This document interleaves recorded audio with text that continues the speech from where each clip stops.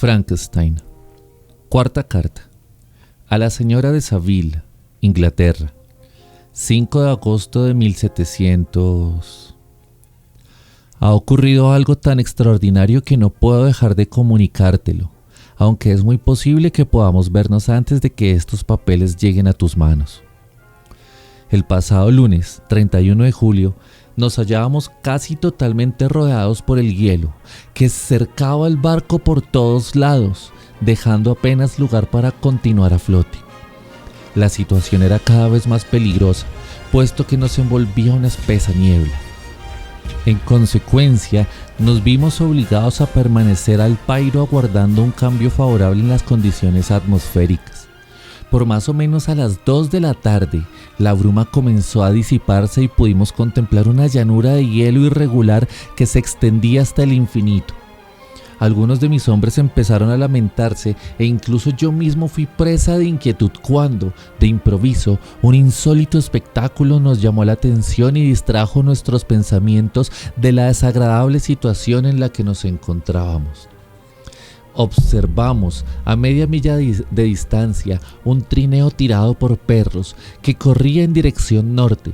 En el vehículo, sujetando las bridas, viajaba una figura de forma humana, pero de gigantescas proporciones. Con nuestros catalejos pudimos seguir durante un rato su veloz desplazamiento hasta que se ocultó en la lejanía tras los montículos de hielo. Esta visión nos llenó de un asombro indescriptible. Según nuestros cálculos, habíamos viajado cientos de millas y nos encontrábamos muy lejos de cualquier tierra conocida. Sin embargo, la aparición del trineo parecía demostrar que no nos habíamos alejado tanto como suponíamos. Por otra parte, prisioneros de los hielos, no pudimos seguir tras las huellas de aquel hombre. 2 horas más tarde, sentimos agitarse el agua bajo nuestra quilla y, antes del anochecer, los hielos se partieron y liberaron el barco. De todos modos, permanecimos en el mismo lugar, ya que no queríamos arriesgarnos en la oscuridad a sortear los terroríficos bloques que flotan libremente cuando el hielo se rompe. Esto nos permitió descansar algunas horas durante el resto de la noche. A la mañana siguiente, tan pronto comenzó a amanecer, subí a la cubierta y encontré a mis marineros asomados a una de las bordas, hablando, según me pareció, con alguien que se hallaba en el exterior. Efectivamente, un vehículo muy parecido al que habíamos visto antes se había detenido al lado del barco. Durante toda la noche estuvo flotando a la deriva sobre un témpano hasta llegar a nosotros. Solo uno de sus perros seguía viviendo y, en su interior, viajaba un ser humano a quien mis hombres intentaban persuadir para que subiese a bordo. A diferencia del viajero de la noche anterior, no era un ser salvaje, un habitante de una isla aún inexplorada, sino un europeo. Cuando aparecí en la cubierta, el maestre gritó: «¡Ahora viene el capitán! ¡Él no lo dejará morir de ese modo!». Al verme, el hombre me habló en inglés, aunque con cierto acento extranjero. «Antes de subir a bordo de la nave», dijo, «hágame el favor de indicarme hacia dónde se dirigen». Puedes imaginar mi sorpresa al escuchar tales palabras en labios de un hombre condenado a una muerte segura y que, lógicamente, vería en mi barco algo más precioso que todos los tesoros del planeta. Le respondí, no obstante, que realizábamos un viaje de exploración hacia el Polo Norte, cosa que pareció satisfacerle, pues consintió en subir a bordo. Dios santo, Margaret, si hubieras visto al hombre que ponía condiciones a su salvación, tu sorpresa no hubiera tenido límites. Sus miembros estaban casi helados y su cuerpo horriblemente demacrado por el cansancio y las privaciones. Nunca antes había visto un ser en un estado tan lastimoso. Intentamos instalarlo en el interior, pero en cuanto le faltó el aire frío, perdió el conocimiento. Lo trasladamos de nuevo a la cubierta y quisimos reanimarlo haciéndole fricciones con coñac, del que también le hicimos beber unos sorbos. Apenas comenzó a recuperarse, lo abrigamos con unas mantas y lo colocamos en la cocina cerca del fogón. Gracias a ello, poco a poco fue volviendo en sí y tomó algo de sopa, que le hizo mucho bien. 2 días pasaron antes de que pudiera hablar y durante un tiempo creí que su sufrimiento lo había hecho enloquecer. Cuando comenzó a reponerse, ordené que lo llevaran a mi camarote y lo cuidé tanto como mis ocupaciones me lo permitieron. Nunca antes había conocido a nadie más interesante. Una luz exaltada, casi demencial, brillaba a veces en sus pupilas. Pero si le hacían un favor, si le prestaban el más mínimo servicio, sus facciones se iluminaban con una expresión de dicha y dulzura que no he hallado en ningún otro hombre. Pese a ello, la mayor parte del tiempo estaba triste, incluso desesperado. De vez en cuando apretaba los dientes como si no pudiera soportar por más tiempo el peso de los dolores que lo oprimían. A medida que su salud fue mejorando, me preocupé por mantener alejados a mis hombres, que querían hacerle muchísimas preguntas. No quise permitir que lo atormentaran inútilmente con su curiosidad, pues estaba claro que, en su deplorable estado, tanto físico como moral, solo podría restablecerse con reposo absoluto. Cierta tarde, sin embargo, el maestre le preguntó: ¿cómo ha llegado usted tan lejos en un vehículo tan extraño? Su expresión mostró inmediatamente los rasgos de la más profunda tristeza. Respondió: intentaba alcanzar a alguien que huía de mí. ¿Y ese hombre viajaba de la misma manera? Sí. Siendo así, me parece que lo vimos, porque el día antes de encontrarlo a usted, divisamos sobre el hielo a un hombre que viajaba en un trineo tirado por perros. Esto interesó a nuestro huésped, que comenzó a formular numerosas preguntas sobre la dirección seguida por aquel diablo, como lo llamó. Cuando estuve a solas con él, murmuró: sin duda debo de haber despertado su curiosidad y la de sus bravos muchachos, y creo que es usted demasiado discreto como para interrogarme al respecto. Ciertamente, respondí. Sería muy impertinente e inhumano atormentarlo con mi curiosidad. Y, sin embargo, prosiguió, me ha librado usted de una extraña y delicada situación. Me ha salvado generosamente la vida.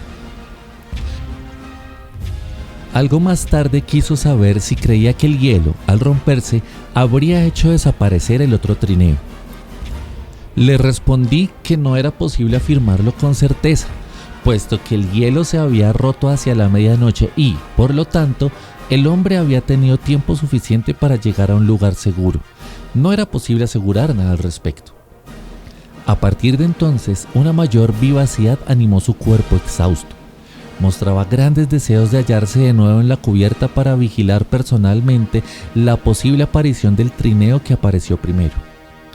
Finalmente, pude convencerlo de que permaneciera en su camarote, pues todavía se hallaba demasiado débil como para soportar sin peligro las inclemencias del clima. Pero tuve que prometerle constante vigilancia y le aseguré que, si aparecía algo sobre el hielo, se lo comunicaría enseguida. He anotado, así, en mi diario, los insólitos sucesos de estos últimos días. Mi huésped va mejorando lentamente, pero permanece muy silencioso y da muestras de enojo cuando alguien que no soy yo entra en su camarote. Pese a ello, sus modales son tan agradables y dulces que toda la tripulación se preocupa por él, aunque no se muestra muy locuaz con nadie. En lo que a mí respecta, comienzo a quererlo como a un hermano, como a un ser muy cercano a mi corazón, y su constante e inmensa pesadumbre despierta mi simpatía y mi piedad. En otros tiempos debe de haber sido un hombre muy notable para mostrarse tan amable y atractivo en su situación actual. Te decía en una de mis cartas, querida Margaret, que no hallaría ningún compañero en las soledades oceánicas. Sin embargo, he encontrado un amigo al que me haría feliz considerar un hermano antes de que su espíritu se haya quebrado por la desgracia. Seguiré hablando de ese extraño huésped en mi diario cuando ocurra algún suceso digno de mención relacionado con él. 13 de agosto de 1700. El afecto que siento por ese hombre aumenta cada día. Despierta en un grado asombroso mi admiración y piedad. ¿Cómo puedo ver a un ser tan noble anulado por la angustia sin experimentar una inmensa pesadumbre? Es tan gentil y tan inteligente, su espíritu está tan cultivado que, cuando habla, sus palabras, escogidas con exquisito arte, surgen de su boca con una fluidez y una elocuencia increíbles. Ha experimentado una gran mejoría y, ahora, permanece siempre en la cubierta buscando, sin duda, el trineo que precedía al suyo. Aunque es muy desgraciado, no está tan inmerso en sus preocupaciones como para no prestar atención a los planes de los demás. Demostró el mayor interés por las medidas que yo había tomado para aumentar nuestras probabilidades de éxito y lo hizo hasta en los más mínimos detalles. Gracias a la simpatía que me muestra, me ha impulsado a abrirle mi corazón y a contarle las ansias y el fervor que animan mi alma, a decirle hasta qué extremo era capaz de sacrificar alegremente mi fortuna y mi vida para concretar mis proyectos. La vida o la muerte de un hombre, dije, no son más que un módico precio cuando se trata de lograr los conocimientos que busco, la sabiduría que quiero alcanzar para poder transmitir a la posteridad y favorecer con ello al género humano. Mientras yo hablaba, una profunda tristeza fue adueñándose de su rostro. Pude ver que se esforzaba por dominar su emoción. Luego, repentinamente, se cubrió el rostro con las manos. Mi voz tembló y enmudecí al observar que las lágrimas corrían entre sus dedos y que un gemido escapaba de su pecho jadeante. Por fin dijo con voz entrecortada: «Pobre amigo, comparte, pues, mi locura. ¿También ha bebido usted hasta embriagarse? Escúcheme, deje que le narre mi historia y alejará usted la copa de sus labios».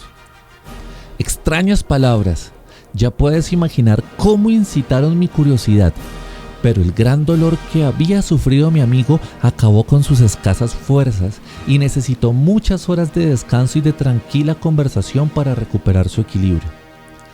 Cuando logró acallar el clamor de sus sentimientos, pareció despreciarse por haberse dejado llevar por la emoción y, apartando el espectro tiránico de su desesperación, me indujo de nuevo a hablar de mis asuntos personales. Me pidió que le contara sobre mi niñez y lo hice en pocas palabras, aunque el relato despertó en mí varios pensamientos encontrados. Le confesé mi anhelo de hallar un amigo, la necesidad que sentía de simpatizar con un espíritu más próximo al mío que el de aquellos que había conocido. Le dije que estaba convencido de que un hombre no puede ser totalmente feliz si no goza de esa bendición.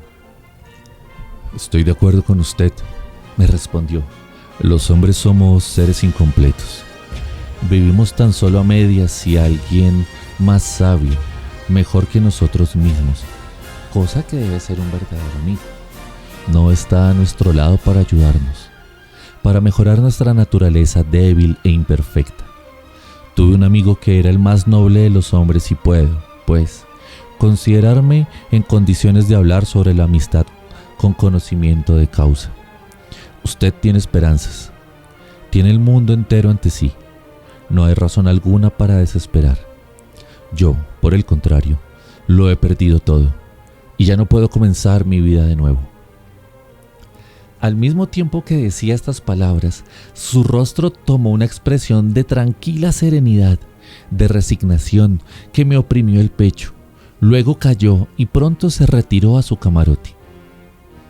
A pesar de su desolación, nadie puede gozar de la hermosura del paisaje tan intensamente como él. El cielo estrellado, el mar, todo cuanto ofrecen estas maravillosas regiones polares parece elevar su alma. Un hombre como él tiene una doble existencia.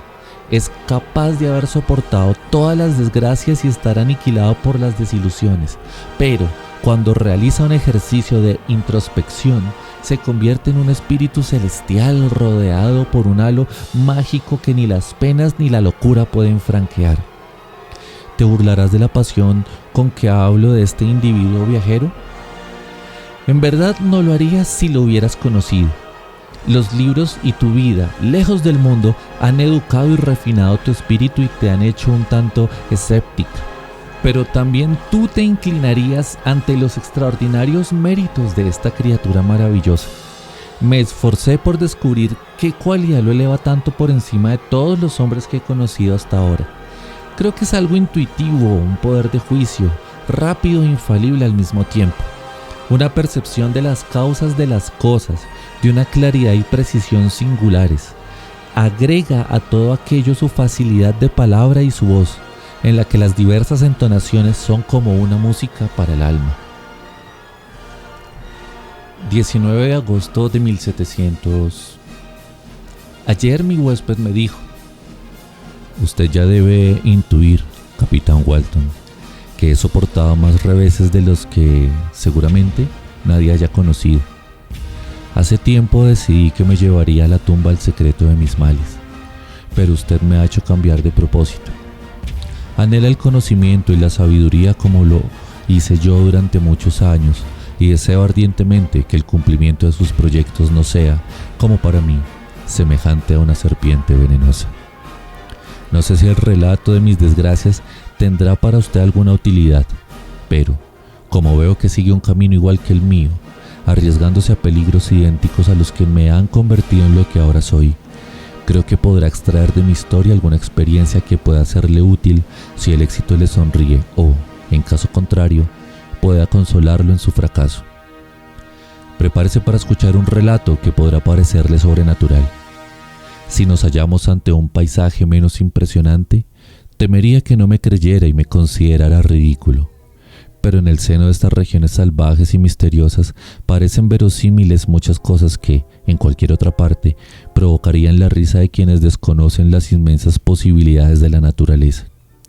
Sé, por supuesto, que el desarrollo de mi relato no prueba la veracidad de los hechos que lo componen. ¿Puedes imaginar, querida hermana, que me sentí gratificado ante la perspectiva de escuchar esas revelaciones?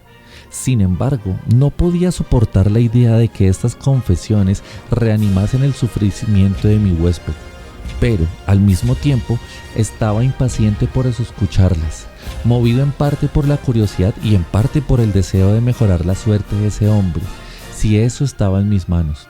Así se lo dije.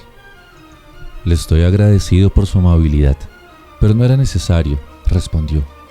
Mi destino está casi cumplido. No espero más que un solo acontecimiento y podré descansar en paz. Luego prosiguió, intuyendo que yo intentaría protestar. Comprendo lo que siente, pero se equivoca, amigo mío, si es que me autoriza a llamarlo así. Nada puede cambiar mi destino. Escuche mi historia y sabrá hasta qué punto mi existencia ya está decidida. Me dijo entonces que comenzaría su relato al día siguiente, puesto que yo dispondría de tiempo libre. Le agradecí profundamente su promesa. He decidido registrar todas las noches, cuando las obligaciones de a bordo me lo permitan o no revistan mucha urgencia, lo que mi huésped me haya contado durante la jornada, empleando en lo posible las mismas palabras. Si tengo excesivo trabajo, tomaré, como mínimo, algunas notas. Sin duda, el manuscrito te proporcionará un inmenso placer, pero piensa con qué simpatía e interés leeré más tarde el relato, dado que conozco al hombre y serán sus mismos labios quienes lo narren. Ya creo escuchar su vibrante voz resonando en mis oídos. Creo ver sus ojos brillantes, mirándome con su melancólica dulzura. Veo cómo, en su animación, levanta su fina mano mientras sus rasgos se encienden con el ardor de su alma generosa. Qué extraordinaria debe ser su historia y qué terrible la tempestad que alcanzó al noble barco en su travesía y lo destrozó de tal forma.